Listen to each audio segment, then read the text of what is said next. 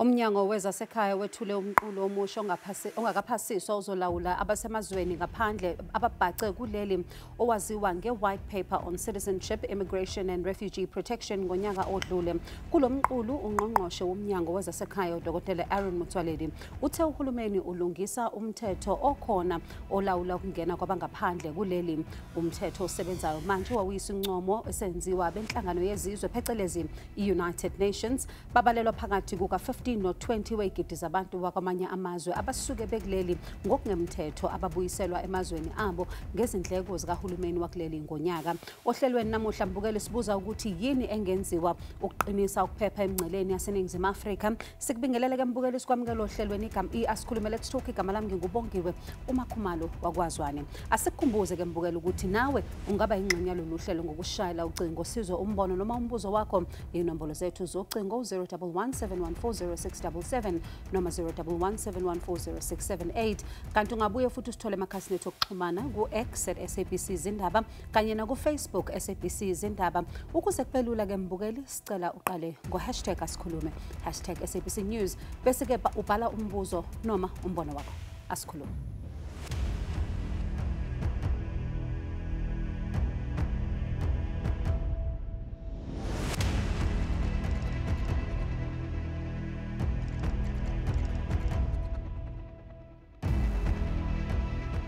Mbukeli simningi imbiko ngokuduna kwezimoto zohlobo lwamaveni nokuthiwa kunemakethe ukuyidayisa amazweni angomakhelwane. Kanti kubikwa ukuthi uma imoto ike yawela umngcele wezwe yangena kwelinye ukuba kuba nzima ukuthi wena uyithole. Abaningi bakhala ngokuthi kufanele ngabe sezikhona izinyathelo ezibonakalayo ngokubhekana nalenkinga esibhidlange kakhulu. Ngaphambi kokuthi siqhubeke ke mbukeli ake sizwe izimvo zenu ukuthi nithini ngokuphepha kwemingcele. Kungathi umfula nje ondlulayo ne abantu bayazingenela so mabangaqasha eborder bawavala ama-fence nabantu nezinja ne. To get more soldiers on the borders, to stop taking bribes from the people. A lot of immigrants here are moving illegal because they are facing difficulty to have papers. Give them papers so that when they are coming to renew, you can be able to understand. I mean, on border control, I don't feel like maybe they're doing like umsebenzi wabo ngempela because I see a lot of things happening in the street. It's not bad to not having a document, but when we have a group of number of people when they doesn't have a document, it's becoming an issue even to a government itself. Mbukela ukudingida kabanzi ngalokho asamukele ihambeli zethu Professor Lauren Landau no-immigration expert in fact no Dr. Michael Masiapato no Border Management Authority Commissioner. Let me thank you both for your time. I'll begin with you, Commissioner. Let's perhaps very briefly tell the viewers what the role of the Border Management Authority is, since the management of the borders has now been placed under one entity. Yeah, no, thank you very much, Bongiwe.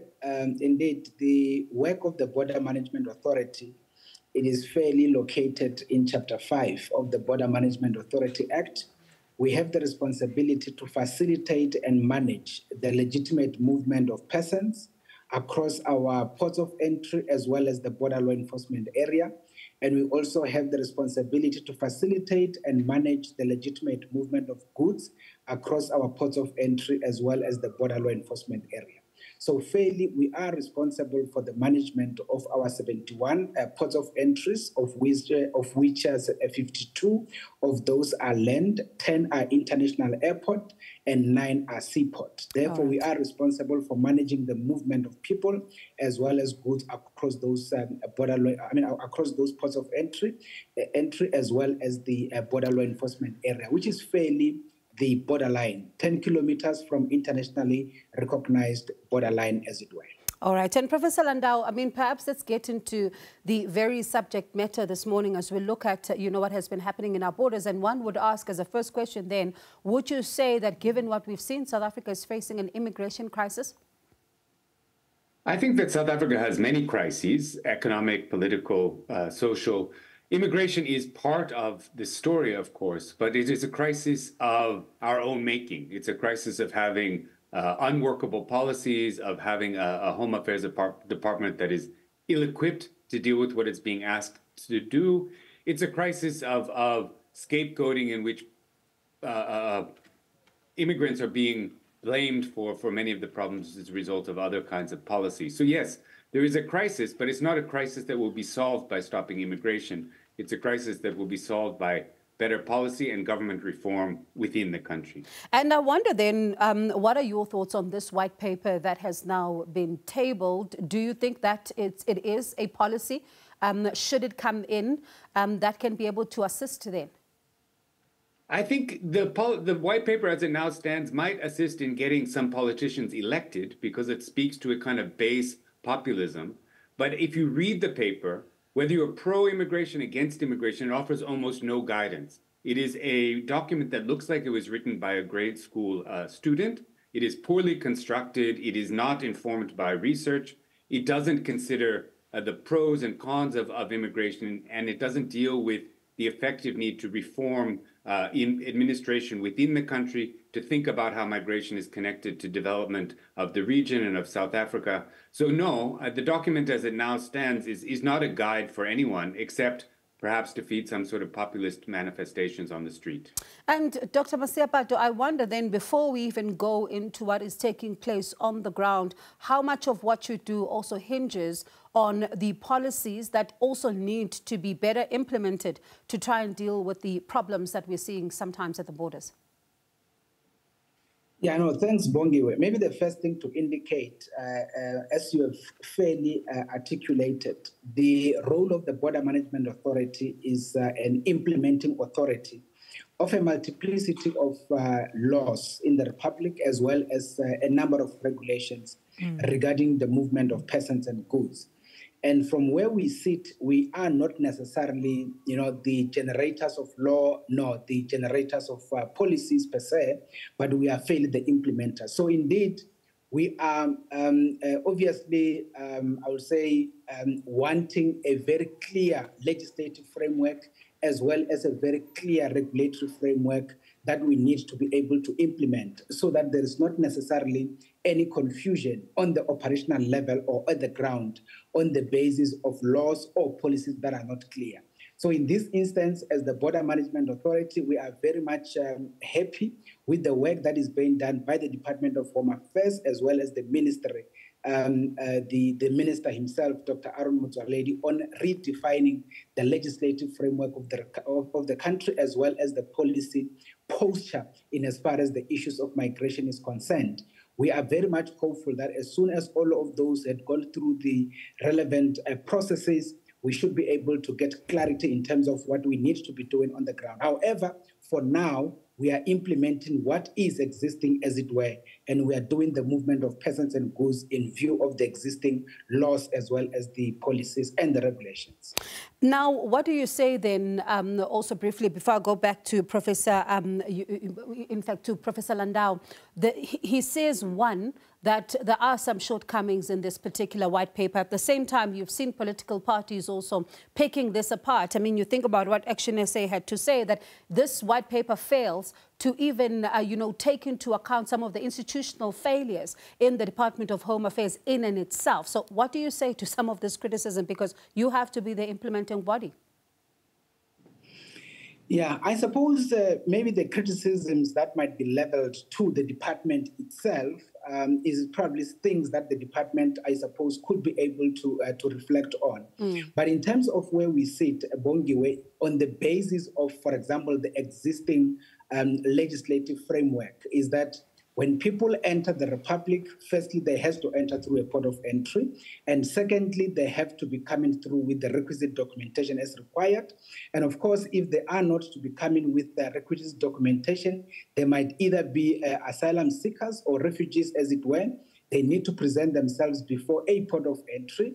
And of course, the officials of the Border Management Authority, in the form of the immigration specialists, they will be able to attend them. And to that extent, we are able to implement the provision of the existing Immigration Act, which says we need to engage them and ultimately issue them with Section 23 permit, which will then allow them to come into the country and be able to present them before a refugee reception center, and the Department of Home Affairs will take over in as far as that is concerned from a processing point of view. So I will say that from where we are sitting, Bongiwe, is that That is the reality. At the same time, we have a responsibility to deal with the movement of people across the borderline, meaning people who are trying to enter the Republic not using a dedicated port of entry. And to that extent, we have deployed, as you will know, the border guards in the vulnerable segments on the borderline, as it were, working together with members of the SANDF to make sure that we counter that particular reality. Yeah, Prof, I'm going to ask that you reflect on that when we come back from the break, because sometimes we do see that the situation could be different on the ground, but I'm keen to hear what your research also tells you about what is happening, especially when it comes to some of the processes that Dr. Motsoaledi has just outlined for us. Mbogeli, akasithi shelele ey'tolo, siyabuya ningahambi.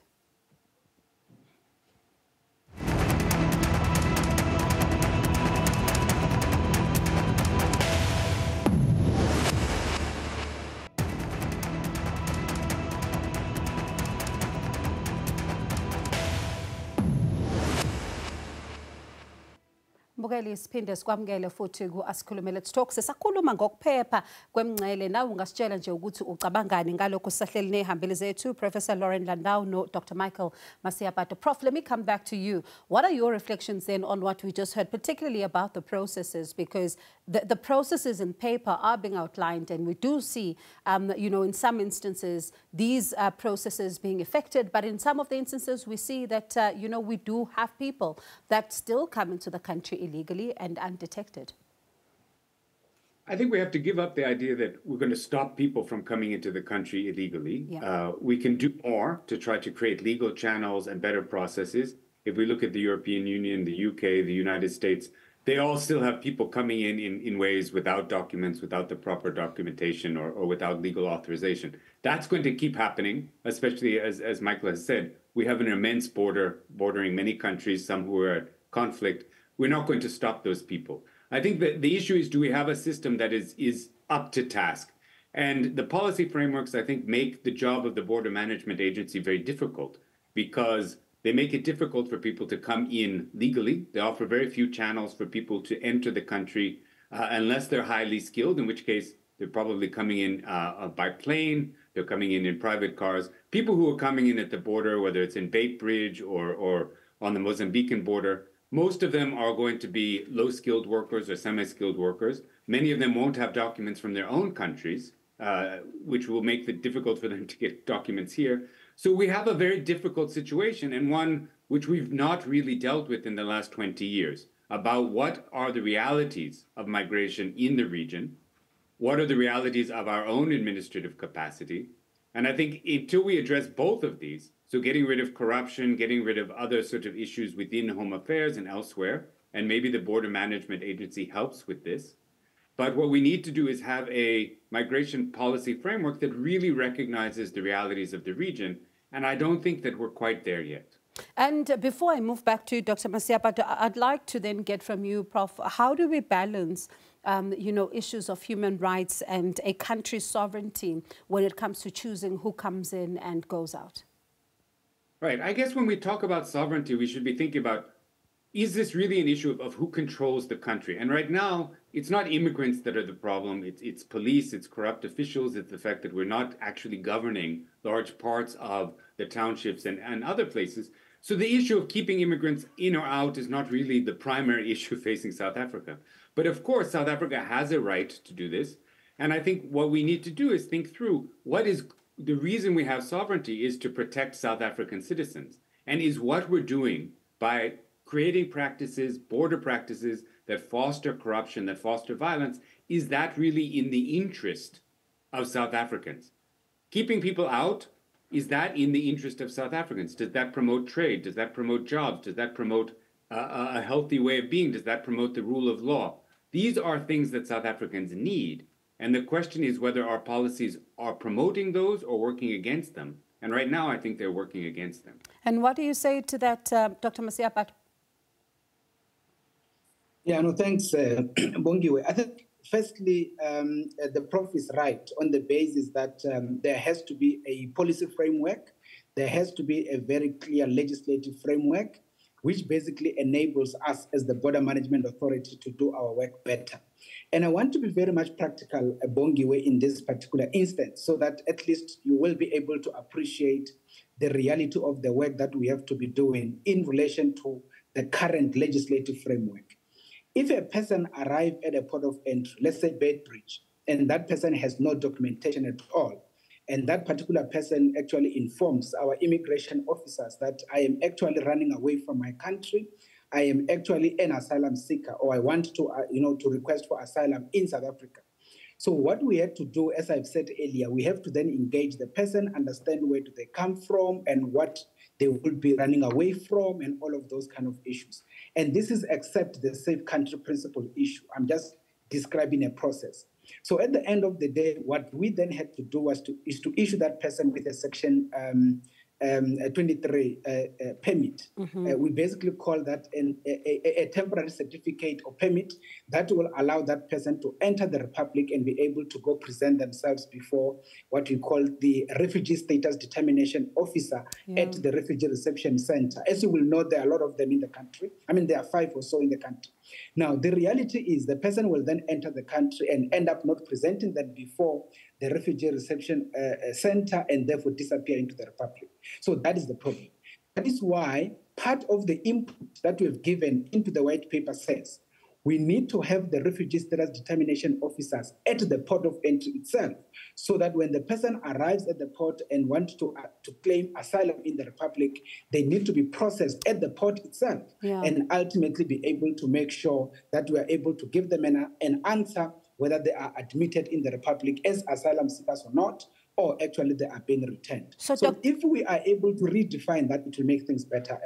Yeah, Dr. Masiapate, let me stay with that, because there's something else that we see over time, and it's not, all bad, because we saw the numbers you were reporting at the beginning of the year as the Border Management Authority of people that have been arrested, people that have been deported, people that have been sent back. We saw the work that had been done there, but there are still some concerns about the fact that you still have some officials who are corrupt, who are still allowing certain practices that should not be allowed to take place in our borders. And I wonder, how do you contend with that then as the Border Management Authority?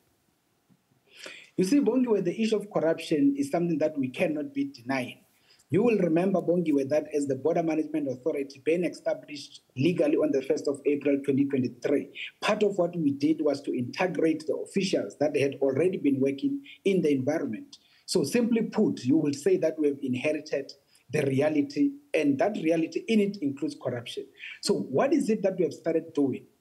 And I've indicated this point the other day, Bongiwe. One of the things that we have started doing is to deploy the border guards at the entry gates into the port of entry, so that we then start doing access control into the port in a more robust manner. And the reason why we have to be doing it that way is to make sure that the border guards will allow people into the port of entry who are actually people that are already with requisite documents. If not, it will then be people who are supposed to be requiring asylum.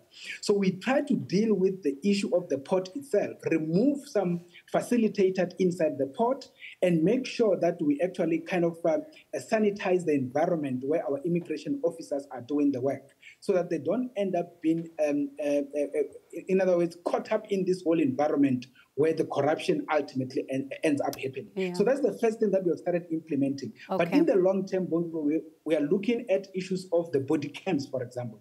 Body cams, we have ordered them. They are not yet here yet, but they're going to come through very soon. We have ordered them through AMSCO. We would want all our officials to be on body cam, so that we will be able to monitor all the activities they do. Their engagement with the travelers will be monitored off-site or all offline. Right. Offsite, so that we can be able to make sure that we deal with them. The last thing, obviously, is the vetting that we are actually supposed to be currently dealing with. All right. Quite interesting, those points that you mentioned there, but let's pick up on them as we wrap up then the show, because those are also interesting interventions. And I suppose, as you say, that, always the focus is always going to be on the implementation and how well then it goes.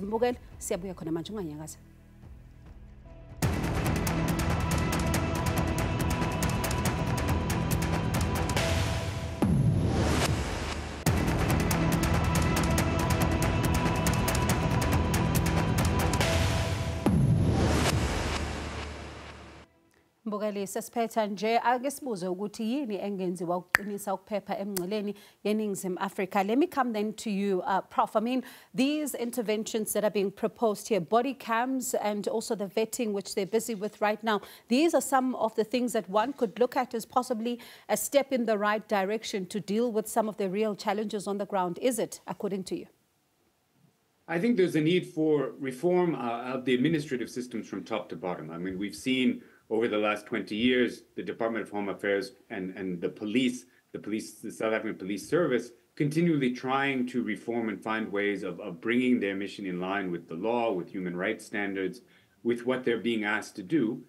At the present, we're not there yet. And so I applaud, and the one part of the white paper that I find quite encouraging is an open admission that there are problems within the administrative structures that need to be addressed, that we need better monitoring of performance, that we need better sort of efforts to try to hold people accountable. That is a good sign. As I mentioned before, however, if you're being asked to implement a law that is impractical, if you're being asked to do things that are going to be difficult either from a humanitarian perspective or from any other perspective, you're going to start to see irregularities. We have a very broad border. We have people in all sorts of parts of the country. We will need very robust systems to make sure that they work properly. I take comfort in knowing that those systems are going to be put in place, but I think it remains to be seen whether they'll be effective when past reforms have not achieved what they're supposed to do. And for you, Dr. Masiapato, what then becomes the one priority that you are busy with right now to also try and ensure that there's, the issues of safety which are continuing to be continuous. And as we say, these are things that will be seen over time and will not be dealt with in one day. But what is that one priority right now that is something that you would say you are looking at as the Border Management Authority? Yeah, I think the first thing that I can say, which is the biggest priority, is exactly what we have just discussed now. That is your staff integrity. And on that basis, what is good is that Section 13 of the Border Management Authority Act allows us to do that particular work of integrity within the confines of what the law provides for. Something that was not existing, obviously, for the rest of the staff complement coming from the other government departments that we've integrated. So that is fairly what we are fairly doing to make sure that we are able to bring in issues of ethics, we are able to bring in issues of ethos, we are able to bring in issues of patriotism. So those are the key issues in terms of cleaning the system or cleaning the people who are actually operating in the environment. But over and above that, there are a lot of other interventions we are looking at. Part of it, obviously, is the procuring of the drones that we've already ordered, by the way, which is going to help us to literally scan, surveil the entire border environment and make sure that we are able to take stock of each and every aspect that is moving. We have a lot of stock theft related challenges, whether with Lesotho, whether with Swaziland, and we have issues relating to vehicles, which we have started to mitigate very much with Mozambique and all of those issues. And of course, drones will help us to make sure that we actually surveil the entire borderline, and that will give us at least the overall, global picture in terms of what we are dealing with. In terms of the port inside Bongo, there are a lot of issues we are doing. Part of it is to synchronize all the systems, is to bring in efficiencies, and we have started to do that in a number of ports, and we're able to see some positives starting to emerge out of those environments. All right, then I suppose we, will continue then to monitor and see what happens, because Professor Landau also mentioned something very important, which is around the balancing of some of, the requirements, because we are not, as South Africa, in isolation. We have the continent to think about. There are some obligations in that regard, but how do we balance all of this out and to ensure that as a country as well, the laws are strengthened, but also not to the disadvantage of trade as well as investment. But thank you so much to you both for your time and for helping us understand some of the issues here and how deep they go. I know we just scratched the surface, but it's been helpful in terms of carving a direction as to where do we go now. Mbukeli sibonge sinqongqoze kakhulu nakuwe ukuthi uhlanganyele kanye nathi nehambeli zethu uDkt. Michael Masiapato oyi Border Management Authority Commissioner, as well as Professor Lauren Landau oyi Migration Expert. Asithembe ukuthi nakuwe Mbukeli ingxoxo izoqhubeka emakhasini ethu oxhumana. Ubongiwe uMakhumalo wakwaZwane nethimba le Asikhulume sithi sibonane ngokusayo Mbukeli. Ayixabene.